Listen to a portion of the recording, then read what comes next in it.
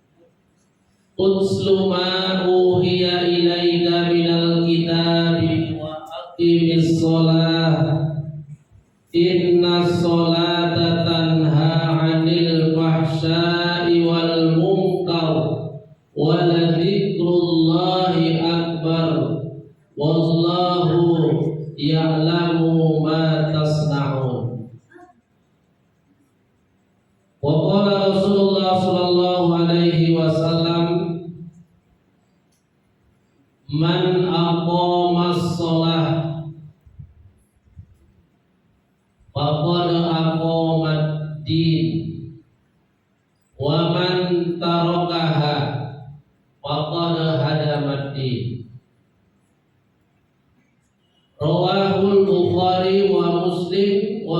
Tirmizi wa Abu Daud wa Ibnu Majah. Shadaqallahu azim wa shadaqa rasuluhu nabiyul karim wa nahnu ala dzalika minas syahidina wasyakirin walhamdulillahi rabbil alamin. Alhamdulillah wa syukurillah, segala puji dan syukur mari sama kita ucapkan dan persembahkan kehadirat Allah Subhanahu wa taala yang hari ini hadir dalam keadaan sehat walafiat adalah atas limpahan rahmat dan nikmat Allah. Yang hari ini hadir penuh semangat dan juga keikhlasan adalah atas rahmat dan nikmat Allah. Yang hari ini hadir dengan terpaksa sekalipun karena tuntutan tugas. Pada wajah-wajah baru ini, itu pun semua atas rahmat dari Allah. Jadi apapun yang menjadi sebab kita datang ke tempat ini itu adalah atas rahmat dan ridha Allah. Oleh karena itu tidak ada amal pertama yang paling pantas kita lakukan dalam kesempatan ini kecuali memuji asma Allah dan mensyukuri rahmat serta nikmat. Karena ternyata dalam hidup ini kita tidak bisa lepas dari rahmat dan nikmat Allah Subhanahu wa taala. Apalagi hidup kita masing-masing diberikan umur yang panjang. Kebutuhan satu hari aja kita kalau nggak dibantu susah nggak hidup.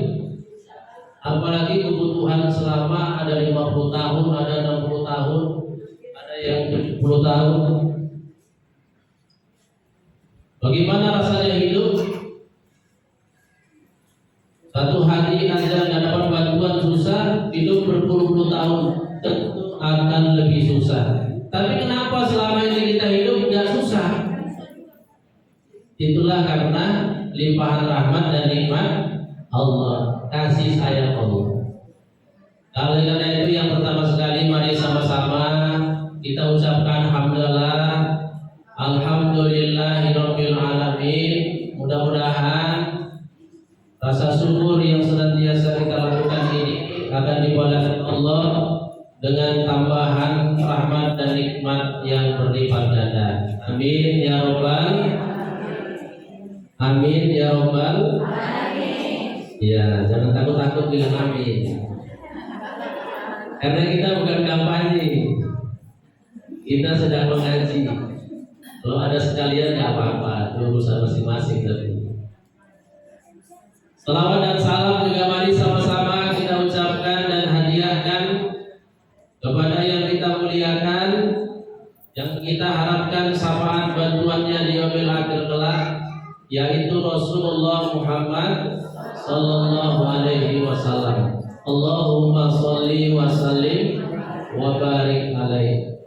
Mudah-mudahan dengan banyaknya kita mengucapkan salawat dan salam kepada beliau, insyaallah di yaumil akhir nanti kita dan seluruh keluarga kita termasuk orang-orang yang mendapatkan syafaatnya yang mulia. Amin ya robbal alamin. Walaupun mengucapkan amin tapi dua kali.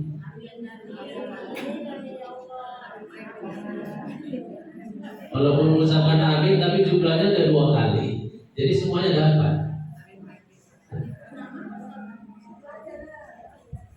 Yang sama kita hormati pertama sekali ahli baik sekeluarga dan berkeluarga di rumah yang berbahagia dan bertuah ini, khususnya kepada Bunda Hajah Zuhroh beserta keluarga, terutama sekali anak Anak yang tercinta ya Bun. Kita berada di tempat ini barangkali rasanya lebih nyaman, lebih lapang ya Bun. Karena selama ini kan kita kumpulnya berada di tempat yang pas-pasan, bukan kecil, pas-pasan. Kenapa pas-pasan? Karena banyak yang datang, banyak orang yang datang di situ, makanya pas dia. Kalau satu orang dua orang pun lapang ya itu. Ini tempatnya memang masih banyak yang kosong, makanya lapang. Kalau yang datang sampai ribuan ya enggak juga kan. Mudah-mudahan ahli baik sekeluarga selalu dalam keadaan sehat walafiat, murah rezeki,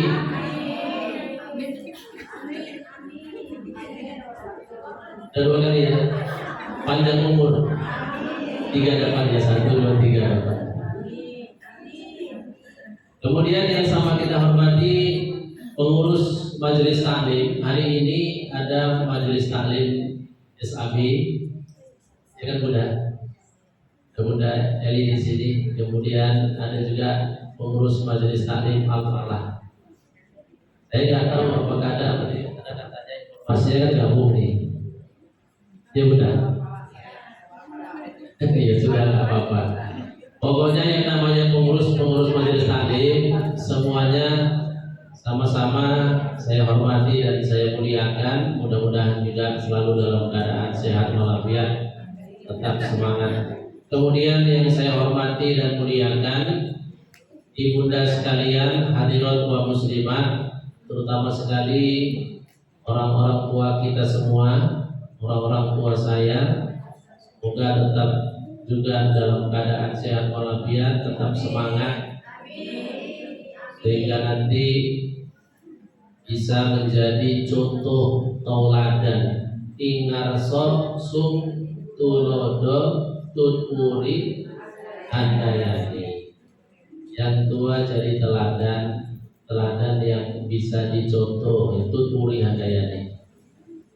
Itu dulu kata Ki Hajar Dewan Tara atau Dewan Toro, pendiri taman siswa yang akhirnya menjadi bapak pendidikan di Indonesia. Sudah cukup aminnya, nanti disimpan.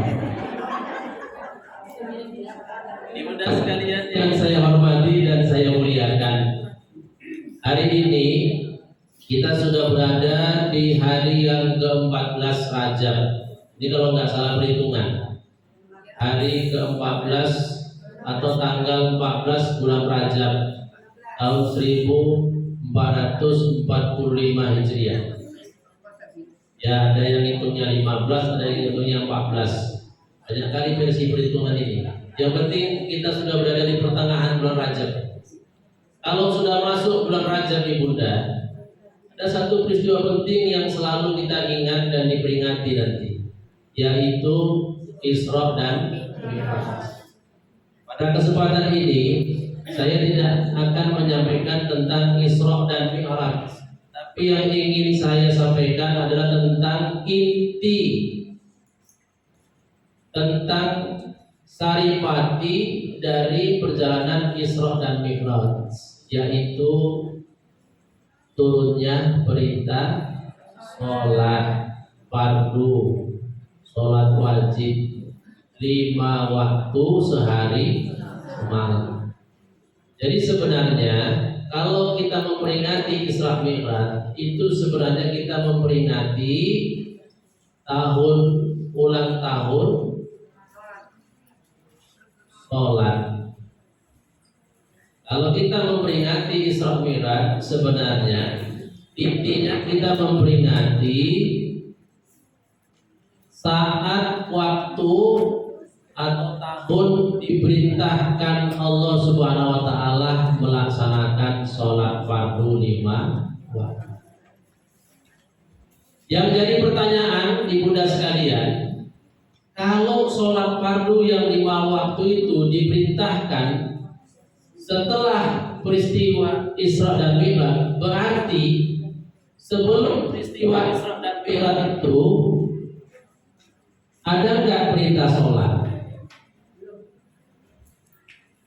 Ulangi. Kalau perintah sholat fardu 5 waktu itu diperintahkan setelah peristiwa Isra dan Mi'raj, berarti atau sebelum peristiwa Isra dan Mi'raj itu, apakah ada perintah untuk melaksanakan sholat? Nah, ada nggak mudah kira-kira? Ada? Nggak ada? Nggak ada. Yang bilang nggak ada alasannya karena perintah itu diambil ketika peristiwa Isra dan Mi'raj. Tapi yang bilang ada alasannya justru lebih kuat. Sebab Rasulullah sebelum dapat perintah sholat fardu 5 waktu, beliau tetap melaksanakan sholat. Walaupun sholatnya nggak sejumlah yang diperintahkan, tapi yang namanya pagi, sore, atau malam itu tetap beliau laksanakan sholat. Berarti perintah sholat itu sudah ada enggak? Sudah ada, mengikuti syariat Nabi yang sebelumnya. Rasulullah Muhammad SAW itu lebih fokus mengikuti syariat yang diturunkan kepada Nabi Ibrahim alaihissalam daripada syariat yang diterima atau disampaikan Nabi Isa alaihissalam. Jadi syariat Nabi Ibrahim itulah yang selalu dilaksanakan Rasulullah, misalnya sholat. Kemudian apa lagi Bunda? Yang sampai sekarang masih ada sama kita. Puasa Nabi Adam, dari Nabi Adam, Quran. Terus apa lagi? Yang dari Nabi Ibrahim yang paling utama, haji, ya tadi kurban iya. Apalagi Ibrahim? Kita, betul kan? Cuma bedanya kalau Nabi Ibrahim itu kita pakai kapal. Hitannya itu pakai kapal. Waktu itu kan belum ada pisau-pisau kecil. Ya, kalau kita pakai kapal ngeri juga nih. Nah itu.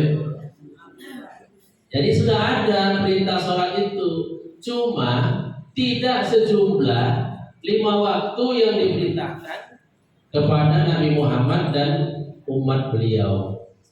Jadi kalau pertanyaannya, apakah sudah ada perintah sholat sebelum ada perintah sholat 5 waktu? Sudah ada, tapi jumlahnya tidak sama. Yang paling utama syariat sholat sebelum Nabi Muhammad itu 2 waktu aja, pagi sama sore atau malam. Sudah masuk Nabi Muhammad lah baru muncul perintah sholat fardu itu 5 waktu. Kalau melihat sejarah peristiwa Isra Mi'raj, justru dikabarkan Rasulullah itu menerima perintah sholat itu bukan 5 waktu, tapi 50 waktu. Yang kemudian dikorting jadi 5 dikasih pahala masing-masing 10. Jadi 5 kali 10 sama dengan 50 juga. Perintah awalnya 50 waktu, terus jadi 5 dengan nilai 50. Karena satu sholat itu dikali 10, satu sholat. Makanya sama dengan kita melaksanakan 50 kali sholat. Kalau dilaksanakan 5 waktu, tapi kalau dilaksanakan 1 waktu berarti baru 10. Karena sekarang ini kan orang sholat itu kan berkelompok-kelompok dia, macam kesebelasan. Ada orang sholat itu kelompoknya pesimis, PSMS, Persatuan Sholat Maghrib saja. Ada orang sholat itu PS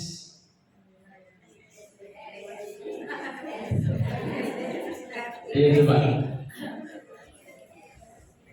PSSS, Persatuan Sholat Subuh. Ada yang PSIS, Persatuan Sholat Isya. Masih lumayan, walaupun PSMS, walaupun PSSS, walaupun PSIS, masih lumayan. Setiap hari ada sholat. Ada yang komunitas itu PSDS. Wah, ini parah ini.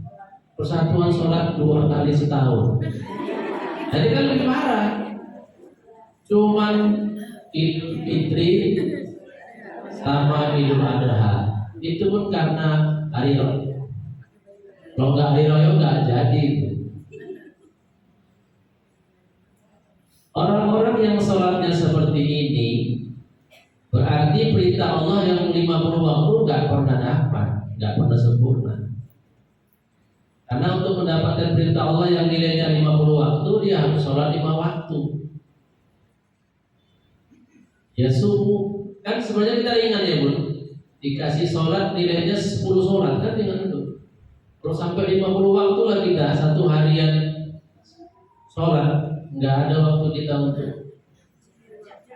bekerja, beraktivitas, istirahat pun mungkin nggak sempat.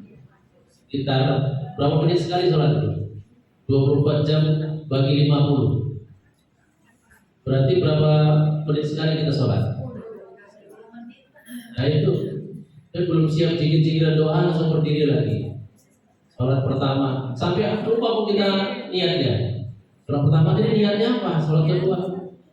Saking banyaknya itu, untunglah Allah itu maha pemurah, dikasih 5 waktu lah, sama dengan 50. Ibunda sekalian yang saya hormati dan saya muliakan. Jadi inti dari peristiwa Isra dan Mi'raj itu memperingati turunnya perintah sholat 5 waktu. Jadi yang menjadi fokus itu adalah tentang sholat fardu yang 5 waktu. Pertanyaan, apakah sholat fardu yang 5 waktu ini sudah kita laksanakan dengan sebaik-baiknya atau belum? Nah, bagus. Itu yang bagus. Belum. Kalau yang sudah berarti perasaan itu. Karena kenyataannya memang kita melaksanakan sholat ini Bunda sekalian. Walaupun jumlahnya sedikit, waktunya singkat, tapi rasanya berat. Betul kan? Kadang-kadang orang muslim itu lebih enak dia, lebih mampu dia melaksanakan puasa 30 hari. Kadang-kadang itu, tapi sholat yang cuma 2 rakaat misalnya subuh dengan waktu 2 menit, wah, untuk kesitunya yang berat. Betul ya? Bukan sholatnya, ketika sholatnya sudah dilaksanakan, nggak berat ya. Ketika sudah takbir, 2 rakaat itu, 4 rakaat itu nggak berat. Tapi untuk ke situ, wah beratnya luar biasa. Padahal jumlahnya sedikit, waktunya singkat. Puasa belum sahur, dari pun dibuatnya kampungnya. Apalagi anak-anak yang di masjid itu, speaker kuat-kuat di masjid, jerit-jerit dia. Sahur, Bapak Ibu sahur. Ada yang pengen ngancam lagi. Awas ya kalau nggak bangun kami lempari rumahnya. Orang mau puasa itu, padahal untuk puasa lama nggak waktunya? Lama, berat nggak? Berat. Tapi memulai puasa itu enak, sehingga puasanya gampang dibuat. Sholat kan jumlahnya sedikit, waktunya singkat. Memulai yang payah. Apalagi kalau bangun tidur ya Bun. Aduh, disitulah kita pada capek, masih ngantuk. Kadang-kadang bangun pun nggak tahu lagi masuk ke kamar mandi apa ke kamar mandi, nggak tahu juga. Udah kena air baru sadar, salah masuk gitu. Tapi itulah contoh tadi. Kenapa sholat bisa lebih berat dikerjakan daripada puasa, daripada zakat, daripada haji? Kira-kira ada yang jawab? Kenapa sholat fardu 5 waktu itu lebih berat dikerjakan daripada puasa, daripada zakat, daripada haji? Padahal jumlahnya dikit, waktunya singkat. Kenapa dia lebih berat dikerjakan daripada puasa tadi itu? Lama waktunya ya kan? Coba kelompok A, apa jawabannya? Karena setiap hari, iya ya, dan setiap hari, iya. Maunya seminggu sekali. Tapi ada juga teman saya seminggu sekali pun hari Jumat pun nggak sholat ya. Padahal cuma Jumat pun nggak sholat ya. Orang ini masih ada sampai sekarang. Sholat setiap hari enggak juga dibuat. Diajak hari Jumat juga enggak. Cuman sholat hari raya aja yang dia buat. Jadi kalau tadi jawabannya karena setiap hari, itu tadi kelemahannya. Ternyata ada juga orang yang dibuat seminggu sekali itu enggak sholatnya. Berarti di mana masalahnya? Kelompok B. Nanti kelompok A karena setiap hari. Kelompok B karena takso sebentar ayah besok nunda karena nunda ya. Kelompok C berarti bagi sini karena malas. Iya, ini jawaban yang paling mendekati. Karena malas. Kalau udah malas apa aja nggak bisa. Cuman yang anehnya, kenapa sholat malas, makannya nggak malas? Ya. Iya. Kenapa sholat malas, kok makan nggak malas? Bayangkan kalau makan malas jadi apa? Ya. Iya, itu dia. Nggak dengar saya lebih jadi ya. Ibu dan sekalian yang saya hormati dan saya muliakan. Jadi mengapa kita berat sekali melaksanakan sholat? Ini memang ada hubungannya dengan rencana iblis laknatullah alaihi.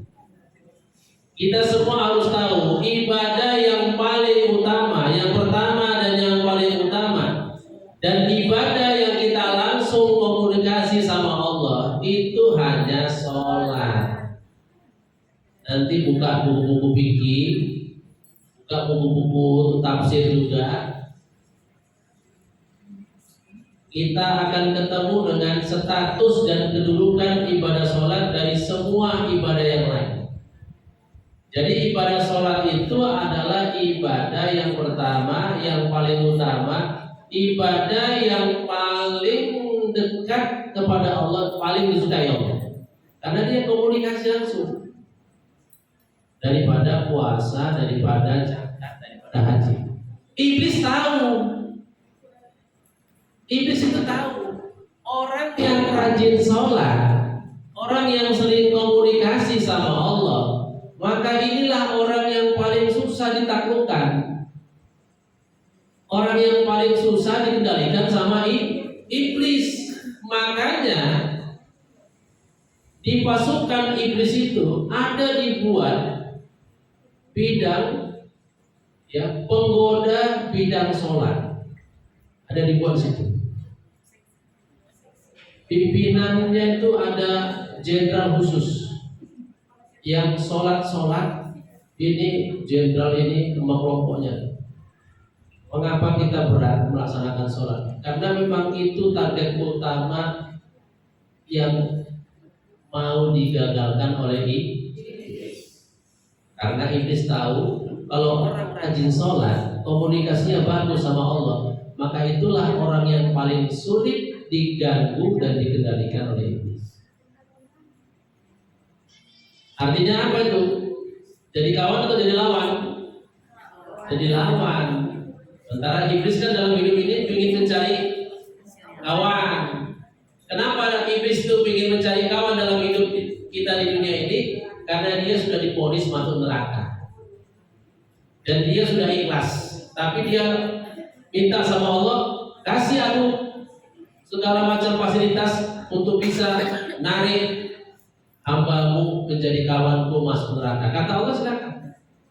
Sampai sekalipun orang yang beribadah dibebaskan jin, dibebaskan iblis sama setan itu untuk menggoda orang yang sholat. Hanya satu syarat yang bisa dimiliki oleh orang yang sholat supaya tidak terganggu oleh iblis dan setan, yaitu ikhlas. Ikhlas. Kalau nggak ikhlas berat. Berarti jawabannya apa Ibu? Jawabannya itu tadi, masih kurang ikhlas. Kenapa kita berat melaksanakan sholat? Jawaban utamanya itu tadi, masih kurang ikhlas, masih belum tulus menghambakan diri kepada Allah, sekaligus belum tulus melaksanakan ibadah. Kalau sudah tulus, sudah ikhlas, gak ada yang berat. Kayak tadi itu puasa gitu lama ya waktunya, karena ada ketulusan di situ. Kayak zakat, kita mengeluarkan banyak bisa, sedikit apalagi. Kalau enak, ikhlas. Kalau nggak ikhlas, nggak tulus, pasti berat. Sama orang datang di pengajian, kalau tulus dan ikhlas, enak, wajahnya fresh, wajahnya pasti segar. Nengok ustaz pun senyum dia. Tapi kalau nggak tulus, nggak ikhlas, itulah yang bukan ditunjuk, enggak, cuma nampak dari wajah aja. Kalau yang ikhlas tuh enak, tapi kalau yang nggak ikhlas itu berat. Itulah contoh kelebihan orang yang ikhlas sama yang nggak ikhlas. Jadi mulai hari ini mari sama-sama kita belajar ikhlas. Bagaimana caranya kita supaya bisa ikhlas? Ikhlas itu satu istilah dalam bahasa agama yang artinya tarkul ghair li ajlil amal. Kalau mau ikhlas, itulah konsepnya. Tarkul ghair li ajlil amal. Fokus kepada satu tujuan ketika melaksanakan amal. Tinggalkan yang lain. Kalau kita mau sholat, kalau itu yang lain-lain,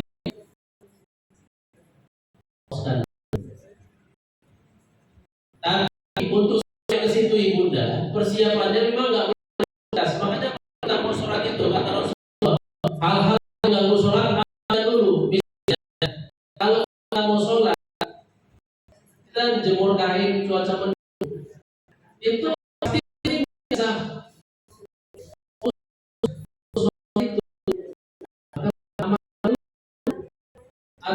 lagi goreng ikan asin. Ini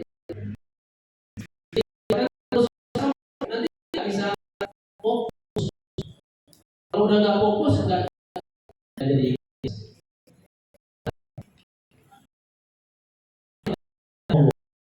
Hal yang itu dilakukan dulu.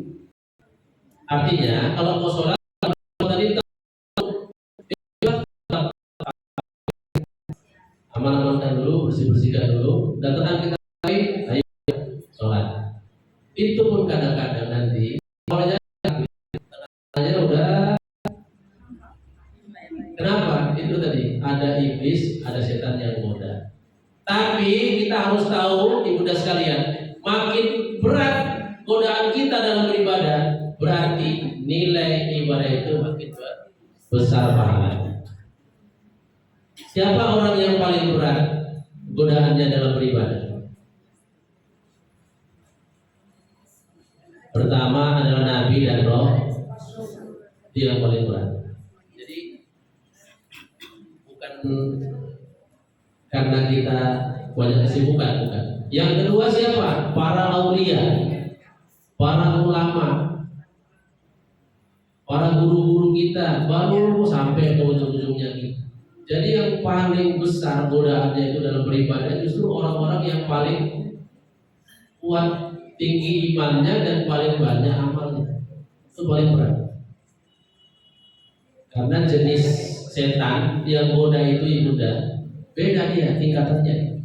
Kalau orang awam itu biasanya yang menggoda setan-setannya itu pangkatnya paling kalau enggak tidak itu masih yang baru-baru lulus. Nanti kalau udah naik sedikit dia jadi orang alim. Dari awam itu kan ada orang alim, itu yang mengganggu udah kalau kalenda itu serdanya lewat. Ya, udah ulama-ulama itu yang menggoda udah kolonel. Ya, kalau nabi-nabi itu yang menggodanya jenderal-jenderalnya iblis. Bayangkan kalau kita langsung digoda sama jenderalnya iblis, nggak sholat tidak. Berarti kalau ada orang awam terus sekarang nggak sholat, pernah digoda itu, pernah digoda sama jenderalnya iblis, langsung nggak sholat. Kan terlalu tinggi yang menggoda. Hanya kita masih bersyukur lihat tingkatan kita ini ternyata setan-setan yang goda kita itu masih yang pangkat-pangkat rendah. Ibu dan sekalian yang saya hormati dan saya muliakan. Kemudian yang terakhir, bagaimana kiatnya supaya kita mudah melaksanakan sholat, ya. Tapi ini kan teori yang disampaikan Rasulullah. Praktiknya masing-masing. Karena untuk praktik bisa sholat ikhlas dan khusyuk itu ibunda, itu bukan teori sebenarnya. Untuk bisa mendapatkan sholat yang ikhlas dan khusyuk itu bukan teori, praktik. Macam mana pun teorinya diajarkan, kalau kitanya nggak pernah mempraktikkan, melatih, nggak dapat juga. Saya 2 kali mengikuti diklat atau bimbingan teknis sholat khusyuk. Itu yang ngajari dari Jakarta. Sampai prakteknya dibuat. Ternyata walaupun kita sudah mengikuti diptek, sudah mengikuti diklat sholat khusyuk, ya ikhlas dan khusyuk itu, tetap balik lagi kalau kita nggak melatih itu. Jadi kuncinya memang kita sendiri nanti. Teorinya kita dapat. Bagi bagaimana caranya supaya kita bisa betul-betul ikhlas dan khusyuk dalam sholat? Nah itu nggak bisa cuma ilmu teori, nggak bisa. Imam Al-Ghazali dalam kitab beliau judulnya Ihya Ulumuddin mengajarkan tentang cara dan kiat untuk sholat itu bisa ikhlas dan khusyuk. Yang pertama kata beliau, hudurul qalbi, hadirkan hati. Ya, hudurul qalbi istilahnya itu. Apa maksudnya itu? Menghadirkan hati. Jadi sholat dengan hati, artinya jangan ada keterpaksaan melaksanakan sholat. Orang kalau melaksanakan sholat nggak terpaksa, itu masuk sholat. Ya, artinya latihan dulu lah, latihan ikhlas dulu, latihan nggak jadi beban sholat. Hudurul qalbi, jangan ada keterpaksaan, baru bisalah nanti enak. Karena hati kita sudah fokus, sudah ingin melaksanakan sholat tadi. Itu yang pertama, ilmu teorinya. Yang kedua, fahmud amal sholat, pahami amal-amal yang dilaksanakan dalam sholat. Jadi nggak bisa juga orang sholat itu khusyuk, bisa bagus kalau dia nggak ngerti apa yang dia lakukan dalam sholat. Misalnya rukun sholat dia nggak ngerti, bacaan di setiap rukun, sunat sholat dia nggak ngerti, sunat bacaan sunat sholat nggak, ini pasti nggak khusyuk. Ini berarti harus paham. Kalau gitu belajar memahami. Nah itulah pentingnya kita menuntut ilmu. Menuntut ilmu ini penting. Kalau orang nggak punya ilmu nanti bersalah-salahan. ada satu kisah Ibunda, tapi ini kisahnya intermezzo ya. Jangan nanti kisahnya ini jadikan patokan pula untuk ngejek orang. Ini kisah dua keluarga yang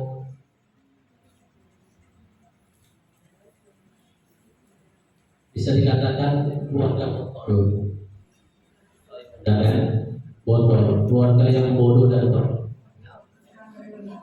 Ini kisah dua keluarga yang botol. Jadi kebetulan ada suaminya Oon, istrinya Pau, mertuanya Bahlul, lah semualah. Ya, jadi ketika satu waktu suami tadi sama istri tadi biasalah kerjaan rutin, laksanakan hubungan suami istri, kemudian mereka mau mandi wajib. Jadi kata suaminya, "Dik, abang nggak tahu lah mandi wajib itu niatnya apa." Tadi kan suaminya Oon tadi, istrinya Pau, mertuanya Halo. Abang nggak tahu lah mandi wajib itu niatnya gimana, pengantin-pengantinnya apa ya bang? Kalau menurut kakekku, kata istri tadi, kalau menurut kakekku niatnya itu yang aku dengar, Allahumma firlahu warhamhu wa'afi. Ini kata istri tadi.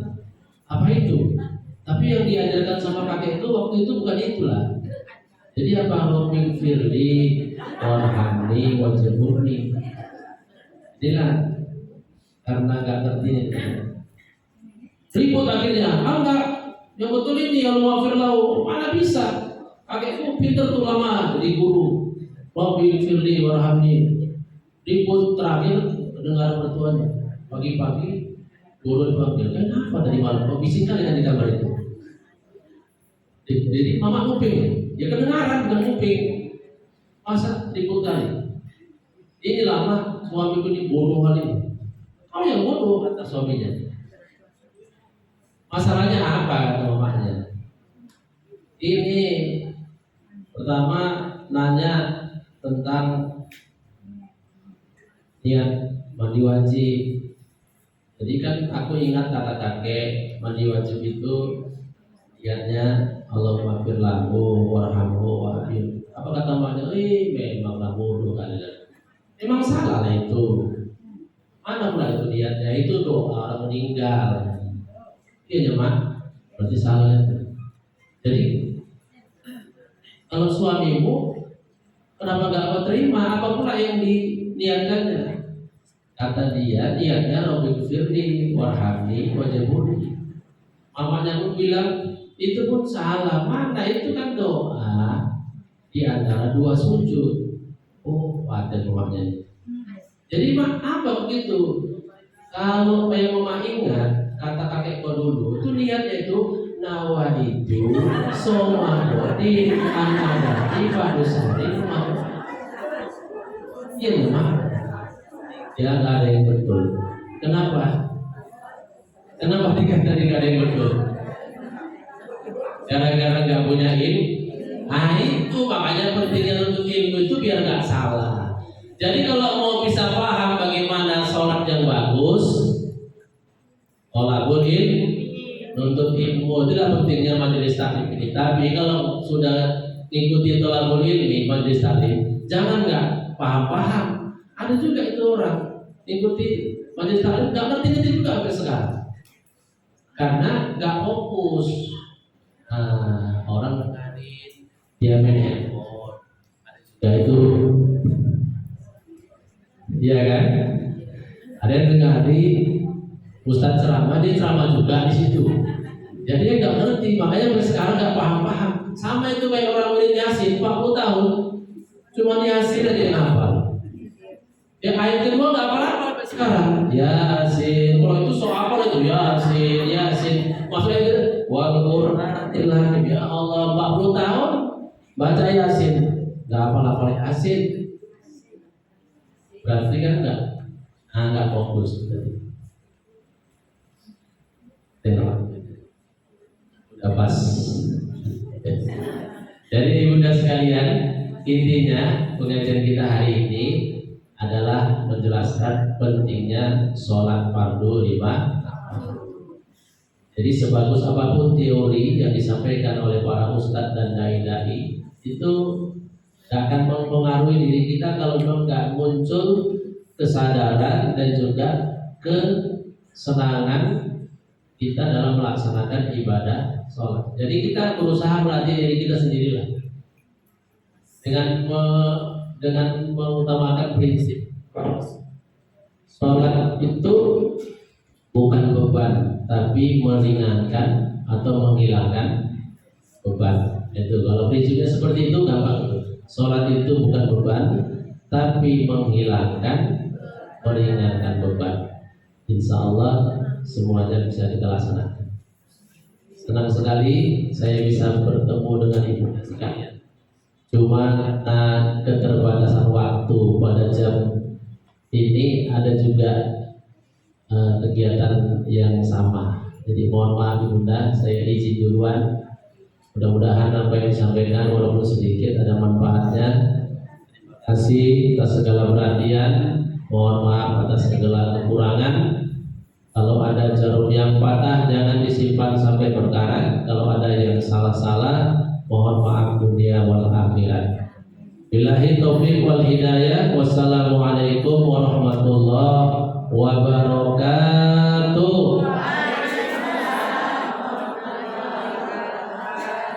A'udzu billahi minasy syaithanir rajim. Bismillahirrahmanirrahim.